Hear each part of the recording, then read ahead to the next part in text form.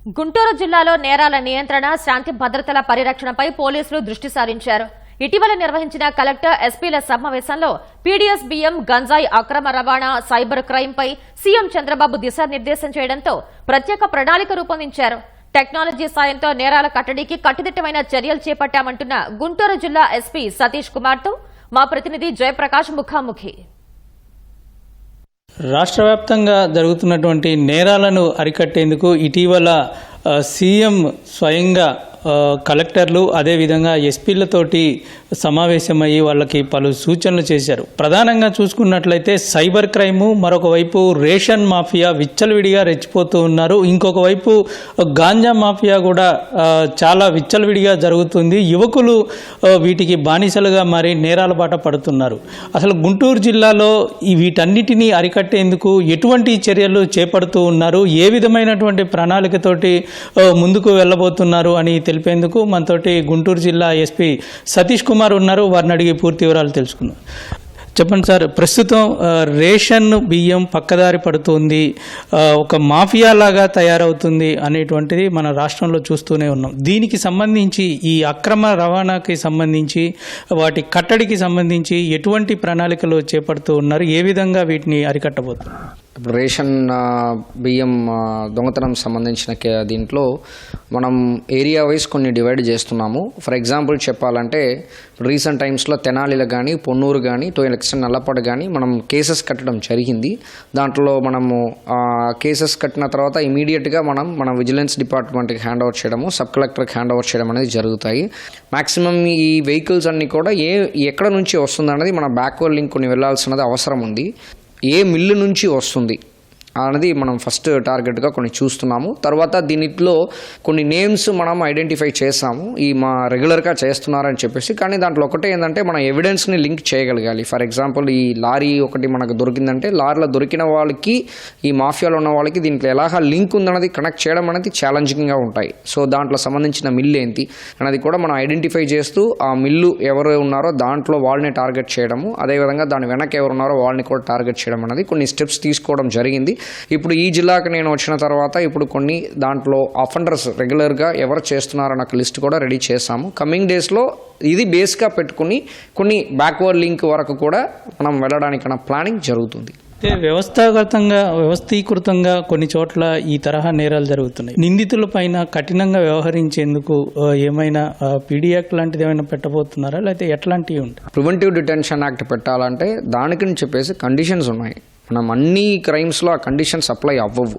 ఈ ఖచ్చితంగా organised crime concept కిందకి ఈ రేషన్ బియ్యం దొంగతనాలు అనేది ఆర్గనైజ్డ్ క్రైమ్ కిందకి వస్తాయి. కాబట్టి దాని కిందకి వీళ్ళందరినీ కూడా ఫిక్స్ చేయడానికి స్కోప్ ఇప్పుడు పెరిగింది. మన కోఆర్డినేషన్ మీటింగ్ పెట్టుకుని ఇది రెగ్యులర్గా మనం కేసెస్ బుక్ చేసిన తర్వాత రెగ్యులర్ దీంట్లో అఫెండర్స్ ఎవరు కంటిన్యూస్గా ఉన్నదో వాళ్ళపైన ఆర్గనైజ్డ్ క్రైమ్ విధంగా బుక్ చేయడానికన్నా ప్లానింగ్ ఉంది. గాంజా విపరీతంగా అటు విశాఖ కేంద్రంగా గాంజా రాష్ట్రం, అదేవిధంగా ఇతర రాష్ట్రాలకు కూడా సరఫరా జరుగుతుంది. గతంలో ఇక్కడ లిక్విడ్ గాంజా పలుసార్లు పట్టుకున్న సంఘటనలు ఉన్నాయి. అయితే ఇటువంటి అక్రమ రవాణా, విక్రయాలు వీటన్నిటిని అరికట్టేందుకు మీరు ప్రత్యేకంగా ఎటువంటి ప్రణాళిక చేపట్టబోతున్నారు? ఇప్పుడు లాస్ట్ 6 monthsలో డేటా ప్రకారం చూసామంటే కూడా నెంబర్ ఆఫ్ కేసెస్ పెరిగింది, నెంబర్ ఆఫ్ అక్యూజ్డ్ అరెస్ట్ పెరిగింది, నెంబర్ ఆఫ్ వెహికల్స్ సీజ్ చేయడం పెరిగింది, కానీ క్వాంటిటీ తగ్గింది.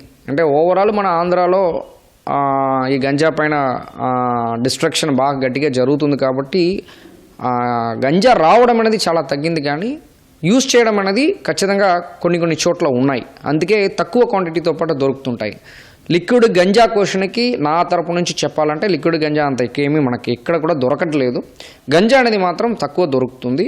దాన్ని మనం ఎంటైర్ లింక్ని కూడా న్యూట్రలైజ్ చేస్తున్నాం. సైబర్ క్రైమ్ ముఖ్యంగా దేశవ్యాప్తంగా సవాల్ విసురుతుంది అందరికీ.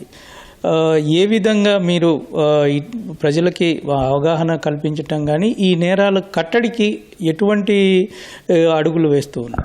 ఇప్పుడు మనం ఒక 1 week ముందు కూడా సైబర్ అవేర్నెస్ మన వీక్ అని చెప్పేసి ఒక ముందు పోస్టర్స్ అన్ని రిలీజ్ చేశాము. నా పర్సనల్ వీడియోస్ కూడా షేర్ చేయడం జరిగింది. సైబర్ వేలర్ అని చెప్పేసి ఒక అవేర్నెస్ ప్రోగ్రామ్ని మనం స్టార్ట్ చేయడం జరిగింది. ఇప్పుడు కమింగ్ డేస్లో షార్ట్ వీడియో కాంటెస్ట్ కూడా ఒకటి మనం అనౌన్స్ చేయడం జరిగింది. First prize 25,000, second prize 15,000, third prize 10,000 చెప్పేసి మనం అనౌన్స్ చేయడం జరిగింది. ఆల్ ఎడ్యుకేషనల్ ఇన్స్టిట్యూషన్స్లో మేము అడ్వర్టైజ్మెంట్ చేశాము. సో దాని కండిషన్స్ కూడా పెట్టాము. దాంట్లో టాప్ 3 షార్ట్ వీడియోస్ కూడా మనం సెలెక్ట్ చేయబోతున్నాము. కమింగ్ December 23rd ఈ సైబర్ వేలర్ వీక్ని ఎండింగ్ పార్ట్ని మనం నిర్వహిస్తున్నాము. ఈ సైబర్ నేరాల వరకు prevention is a better option. జరిగిపోయిన తరువాత మనము దాన్ని ఎంత దూరం డిటెక్ట్ చేస్తామన్నది మనం ఒక సైడ్ ఉండగా జరగకుండా మనం చూసుకోగలుగుతామంటే దట్ ఈస్ అవర్ సక్సెస్ అనేది మనం నమ్ముతున్నాం. దానికన్నా ఈ సైబర్ వేలర్ అనే ఒక కాన్సెప్ట్ని మనం ఆల్రెడీ స్టార్ట్ చేయడం జరిగింది. అయితే ఈ డిజిటల్ అరెస్టులో పోలీసుల తరహా డ్రెస్సులు వేసుకొని పోలీస్ స్టేషన్లు బ్యాక్డ్రాప్ తోటి ప్రజల్ని భయపెడుతూ ఉన్నారు. దీనికి సంబంధించి మీ తరపు నుంచి అటువంటి కాల్స్ వస్తే మీరు అవేర్నెస్గా ఏం చెప్తారు? నాకు కాల్ వచ్చినప్పుడు పక్కన ఉన్న పోలీస్ స్టేషన్కి వెళ్ళాలి. అదొకటే మేము బాగా అవేర్నెస్ ఇస్తున్నాము. మీరు ఏమీ కంగారు పడాల్సిన అవసరం లేదు. ఎవరు కూడా మీరు ఏమి తప్పు చేయకుండా ఆల్ ఆఫ్ అ సడన్ ఎవరో కాల్ చేస్తే మీరు తప్పు చేశారని చెప్పడం వల్ల మీరు డబ్బుల్ని ఎలాగ ఇస్తారు? ఆ క్షణంలో మీరు ఎందుకు భయపడుతున్నారు? సో భయపడకుండా ఇమీడియట్గా పోలీస్ స్టేషన్కి వచ్చి పలానా నంబర్ నుంచి కాల్ వచ్చింది, ఇలాగ బెదిరిస్తున్నారంటే మేము వెరిఫై చేస్తాం అది కరెక్టా కాదు. 100% అది తప్పనకాలే, అది అందరికీ తెలుసు. కాబట్టి ఆ సైకాలజీ అనేది చాలా ఇంపార్టెంట్. ఆ క్షణంలో మీరు ఏమి చేయాలన్నది మీరు కొంచెం జాగ్రత్తగా ఉండాలన్న అవేర్నెస్సే దానిపైననే ఇప్పుడు ఎక్కువ ఫోకస్ పెడుతున్నాం. మనకు వస్తున్న కేసెస్లో చాలా కేసెస్లో పోయిన అమౌంట్ని మనము రికవరీ చేసి చాలా కేసెస్ ఇచ్చిన సందర్భాలు చాలా ఉన్నాయి. ఇది గుంటూరు జిల్లా ఎస్పీ సతీష్ కుమార్ చెప్తోంది. కెమెరామెన్ అలీతో జయప్రకాష్, ఈటీవీ న్యూస్, గుంటూరు.